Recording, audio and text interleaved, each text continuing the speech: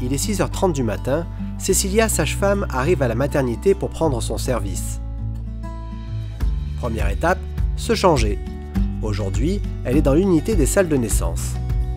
Toute la journée, elle va suivre ses patientes et les assister pour mettre au monde leur bébé.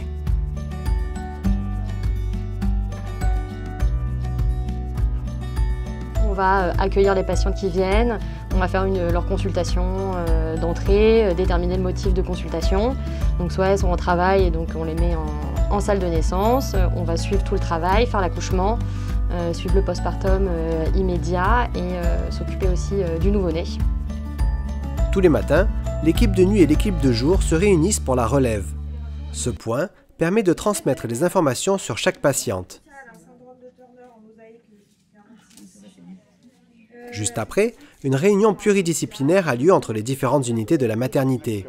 Cette réunion permet d'aborder les dossiers de toutes les personnes prises en charge dans le service. C'est l'interne de nuit qui fera le compte-rendu en ce qui concerne l'unité des salles de naissance.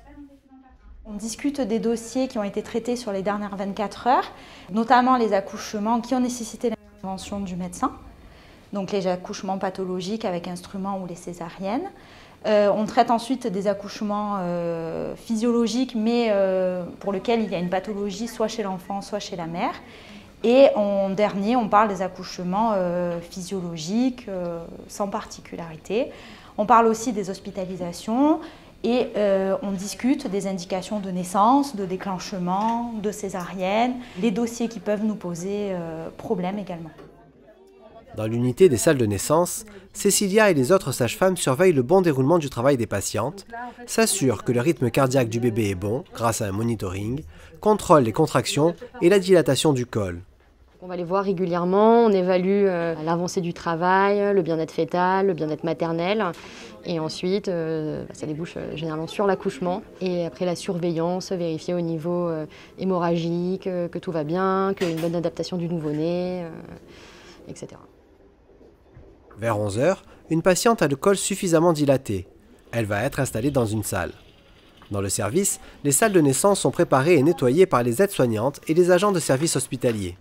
Le rôle de l'aide-soignante, en fait, on est un peu partout. On aide un peu tout le monde. Alors, on peut accompagner lors des accouchements, assister la sage-femme.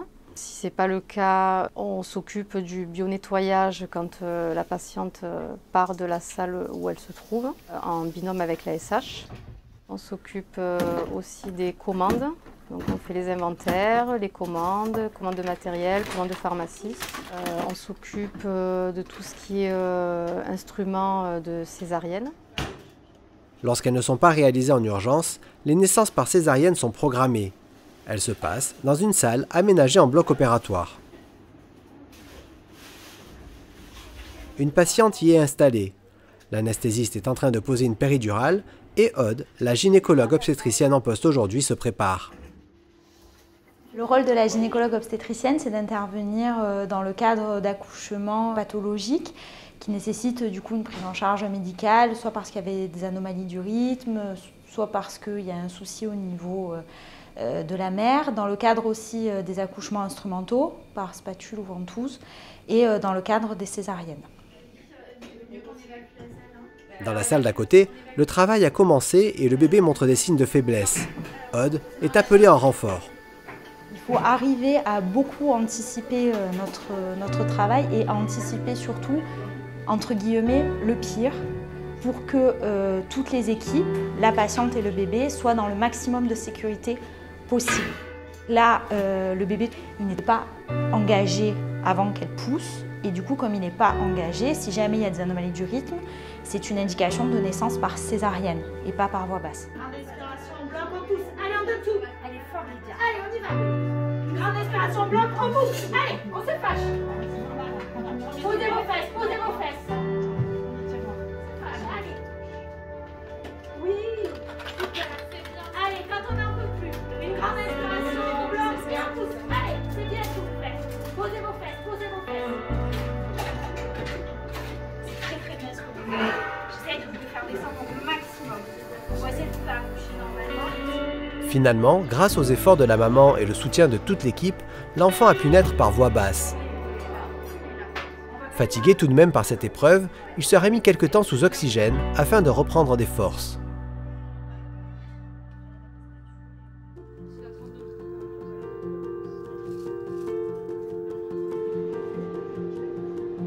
Retour dans la salle de bloc avec Aude pour la césarienne. L'intervention se passe bien. En quelques minutes, le bébé est libéré.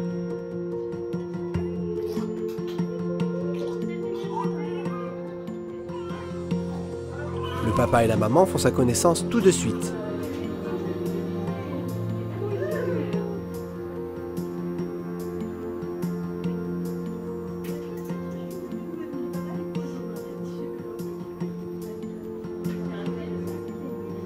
Pendant que le papa assiste aux premiers soins dans la pièce d'à côté, les obstétriciens referment le ventre de la maman. Une fois nés, les bébés sont pris en charge par les puéricultrices et les pédiatres, en particulier pour les nouveau-nés qui nécessitent des soins plus poussés. Alors le pédiatre en maternité a plusieurs fonctions. La première, c'est de vérifier l'état de santé du nouveau-né. Donc cet état de santé va débuter dès la naissance en fait, puisque nous sommes présents en salle de naissance, pas pour tous les accouchements, mais pour les enfants qui présentent des difficultés d'adaptation, qui naissent avec une certaine vulnérabilité. Ici, dans notre maternité, il y a une prise en charge qui se fait par des puéricultrices dès la salle de naissance. Et le pédiatre et l'interne de pédiatrie ne sont appelés qu'en cas de difficulté au moment de la naissance. Et après, notre travail en maternité et en suite de couche va être de surveiller l'évolution de ces enfants en termes de croissance, en termes de bon développement, vérifier qu'il n'y ait pas de soucis de santé après la naissance et accompagner la relation entre la mère et son bébé et la famille et son bébé. Les enfants et leurs parents sont ensuite accueillis dans l'unité de suite de couche. Ils sont pris en charge par des sages-femmes, des infirmières, des puéricultrices et des pédiatres qui vont les accompagner pour les premiers gestes, bain, change, allaitement, mais aussi massage et contention, deux spécialités du service. Des dépistages sont réalisés et des soins sont apportés très rapidement si nécessaire, comme cette lumière bleue qui permet de soigner la jaunisse du nouveau-né. C'est une prise en charge qui est indissociable. En fait, on travaille en partenariat avec l'équipe de sages-femmes qui s'occupe plus particulièrement des mamans. Mais en fait, on va évaluer la relation d'une maman avec son bébé, évaluer par exemple aussi la mise en route de l'allaitement maternel. Et puis après, il peut y avoir aussi une aide quand il y a certaines difficultés dans l'accompagnement d'une maman qui vient d'avoir un enfant, qui n'est jamais une chose tout à fait simple et qui nécessite parfois une aide. Les sages-femmes s'occupent des mamans et la puéricultrice s'occupe du bébé. Et on travaille ensemble sur le binôme bébé-maman ou des fois papa-maman-bébé. On aide la maman à mettre le bébé au sein par exemple. On leur donne plein de conseils sur la maison avec la préparation des biberons, tout ce qui est environnement, tout ce qui est l'allaitement avec les pleurs des bébés, hygiène. Voilà, on leur donne plein de conseils. Allongez l'enfant un petit peu dans l'eau.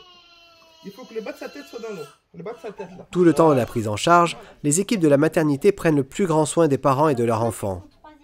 On a les tests de Guthrie le 3e jour, on a des bilans sanguins, les surveillances d'ADIS pour les risques d'ictère du bébé. On essaye de surveiller aussi tous les bébés, on ne sait jamais ce qui peut arriver les premiers jours, donc on est assez vigilant.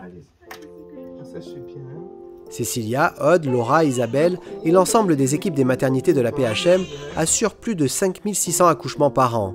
Un travail que beaucoup ont choisi par passion.